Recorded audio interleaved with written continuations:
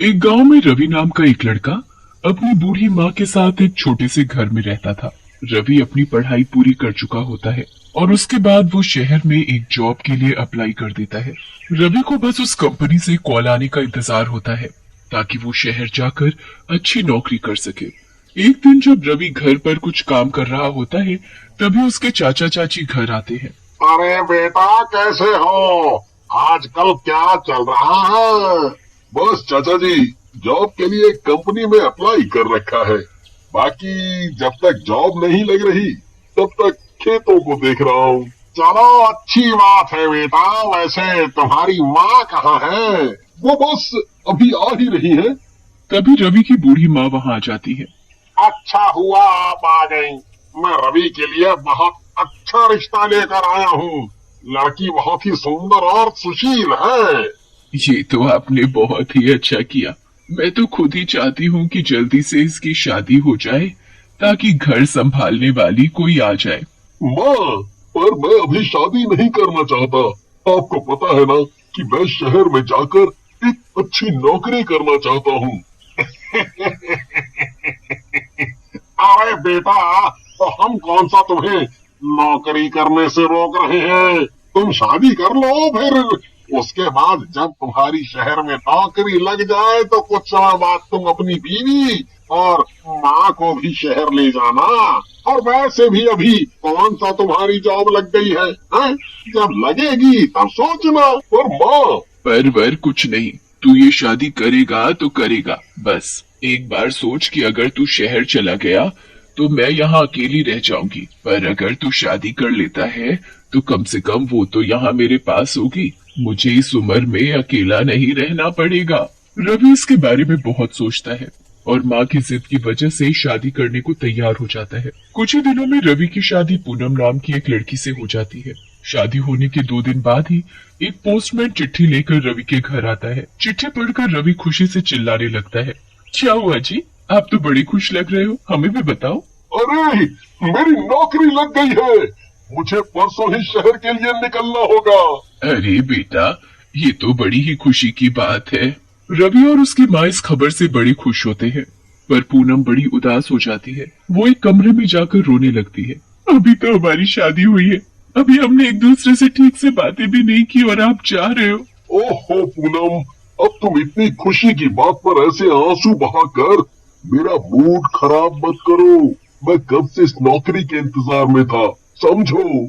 2 दिन बाद रवि शहर के लिए निकल पड़ता है। शहर जाकर वो कंपनी में नौकरी करना शुरू कर देता है। कंपनी की तरफ से रवि को एक फ्लैट भी मिलता है। रवि उस कंपनी में खूब मन लगाकर काम करता है। एक दिन रवि को काम करते करते काफी देर हो जाती है और वो अकेला ही ऑफिस में काम कर रहा है। अचानक उसको वहाँ किसी के आने का एहसास होता है। कौन है? कौन है यहाँ? हेलो, मेरा नाम नीलम है। मैं साथ वाले ऑफिस में नाइट शिफ्ट में काम करती हूँ। मैं ऐसे ही चाय पीने के लिए बाहर आई थी तो मुझे लगा यहाँ कोई है, तो मैं देखने आ गई। अच्छा, तो ये बात है। रवि और नीलम की अच्छी दोस्ती हो जाती है। रवि नीलम से मिलने के लिए अक्सर देर रात तक ऑफिस में काम करने लगता है। कुछ ही दिनों में रवि नीलम को पसंद करने लगता है और वो ये बात नीलम को बता देता है। रवि बिल्कुल भूल जाता है कि वो शादीशुदा है और वो बस हर वक्त नीलम के बारे में ही सोचता रहता है। नीलम भी रवि को मन ही मन पसंद करने लगती है। एक रात जब रवि अपने घर होता है, तभी वहाँ नीलम रोते हुए आ जाती है। क्या हुआ नीलम, तुम रो क्यों रही हो? सब ठीक तो है ना? नहीं रवि, वो पापा। क्या हुआ पापा को? ठीक से बताओ नीलम, मुझे कुछ समझ नहीं आ रहा। वो पापा कल मुझे चंडीगढ़ ले जा रहे हैं। उनको हमारे बारे में पता चल गया, इसलिए उन्होंने मेरा रिश्ता वहाँ पक्का कर दिया है।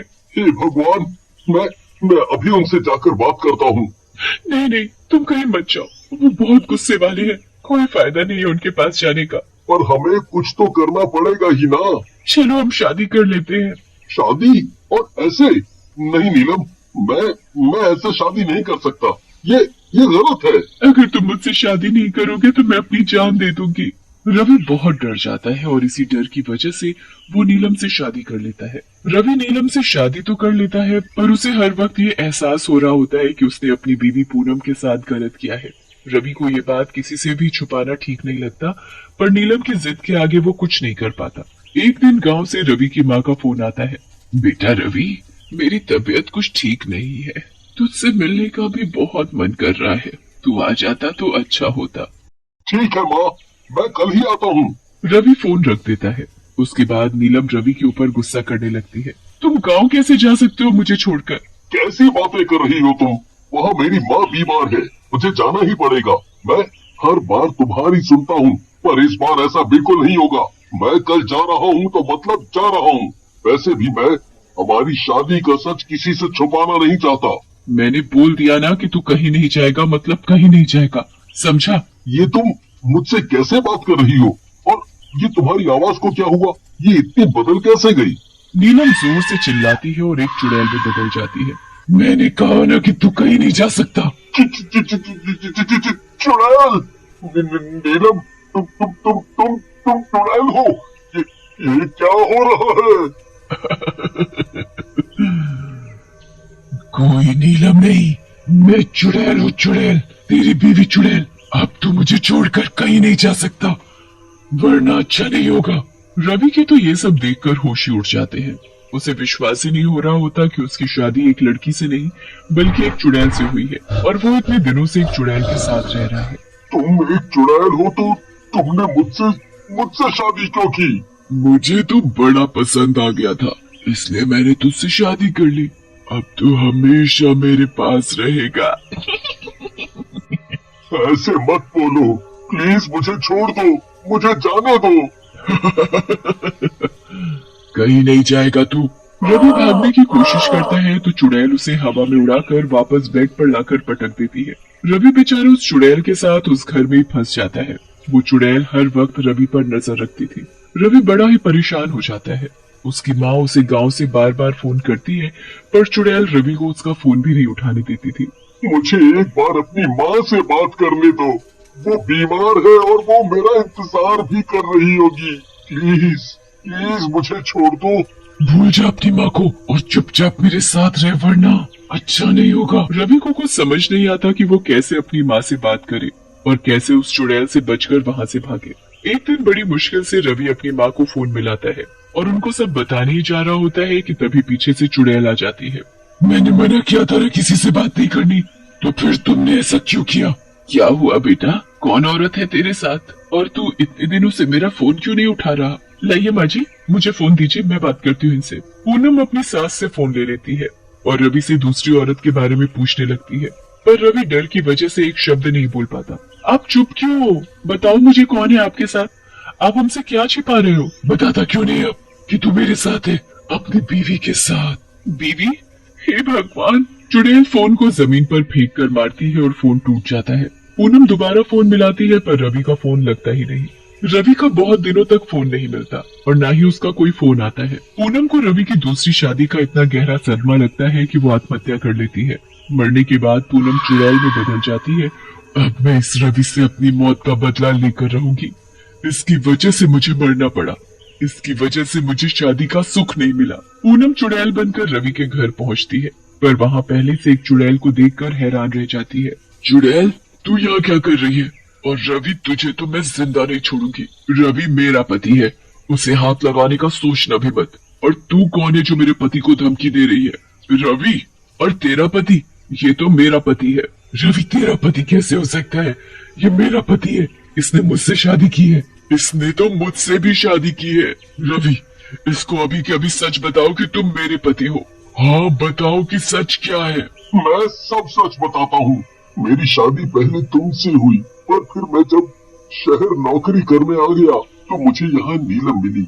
मैं नीलम को पसंद करने लगा था, पर मुझे नहीं पता था कि वो एक चुड़ैल है और उसने मुझसे धोखे से शादी की थी। मैं कब से यहाँ इस घर में कैद हूँ, पर मेरे पास मेरा फोन तक नहीं है। मैं तो खुद ये सच कब से सबको बताना चाह रहा था, पर मैं बहुत बुरा फंस गया था। अच्छा, तो तू मुझसे शादी करके फंस गया? तुझे तो मैं जिंदा नहीं छोड़ूंगी। ऐसे कैसे मार देगी? ये मेरे पति है, मैं इन्हें कुछ नहीं होने दूंगी। ये मेरा भी पति है, मैं इसे मारूं या कुछ भी करूं। दोनों चुड़ैलों की आपस में लड़ाई हो जाती है। नीलम रवि को मारने की कोशिश करती है, पर पूनम उस चुड़ैल को रोकती है। आखिर में पूनम नीलम को अपने साथ ले जाती है और हमेशा नीलम से अपने पति की रक्षा करती है।